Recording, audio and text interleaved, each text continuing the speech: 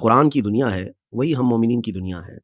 قرآن جو چاہتا ہے اس کے مطابق زندگی گزارنا ہی ایمان والے کے لیے ضروری ہے. اب چونکہ آپ نے اس سلسلے کا آغاز فرمایا تو ابتداءً جو ہے لوگوں کو، ناظرین کو یہ چاہیے کہ قرآن کے متعلق تھوڑی معلومات تو حاصل کر لیں. سبحان اللہ.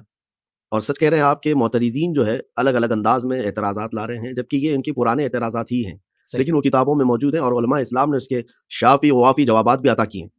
چونکہ سوشل میڈیا کا زمانہ ہے، ہمارے نوجوان کتابوں کو دیکھتے نہیں، اور جو نیٹ پر آیا ہے اور جو سوشل سائٹس پر آیا ہے اسی کو وہ سب کچھ سمجھ جاتے ہیں. جی. اسی لیے ان کے پھیلائے ہوئے پروپیگنڈوں سے متاثر ہو جاتے ہیں اور سوچتے ہیں اس کا جواب کیا ہوگا.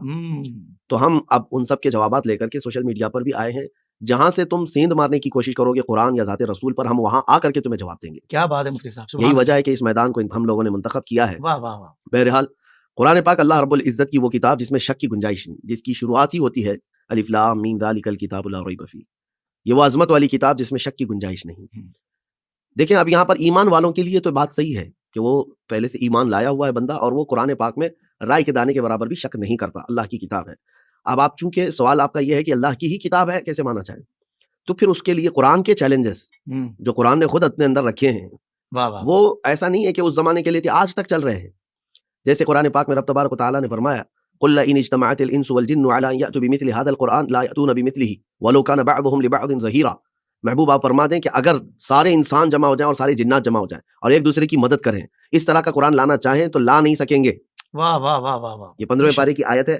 تو رب تبارک و تعالیٰ نے جب یہ فرمایا قرآن کی یہ آیت موجود ہے تو یہ چیلنج ہے قرآن کا کہ اگر واقعی تم یہ کہتے ہو کہ اس طرح کی کتاب تو انسانوں کی بنائی ہوئی ہو سکتی ہے تو لاؤ پھر اس طرح کی کتاب.